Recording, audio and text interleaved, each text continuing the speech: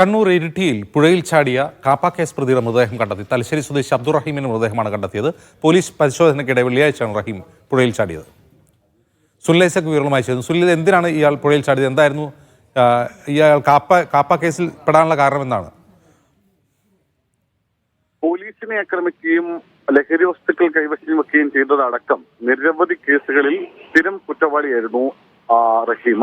ഇതേ തുടർന്നാണ് കളക്ടർ ഇയാളെ കാപ്പ ചുമത്തി അറസ്റ്റ് ചെയ്യാനും നാട് കടത്താനുമുള്ള ഉത്തരവ് പുറപ്പെടുവിക്കുന്നത്.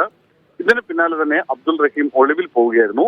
കോഴിക്കോട് നിന്നുള്ള മറ്റൊരു കാപ്പ കേസ് പ്രതിയുടെ ഒപ്പമായിരുന്നു ഇയാൾ ബാംഗ്ലൂരിൽ താമസിച്ചു വന്നിരുന്നത്. അവിടെ നിന്ന് നാട്ടിലേക്ക് വരുന്ന വഴിയാണ് കഴിഞ്ഞ വെള്ളിയാഴ്ച പോലീസ് വാഹന പരിശോധനയ്ക്കിടെ വാഹനം കൈനീട്ടുകയും ഈ വാഹനം നിർത്താൻ ആവശ്യപ്പെടുകയും ചെയ്യുന്നത്.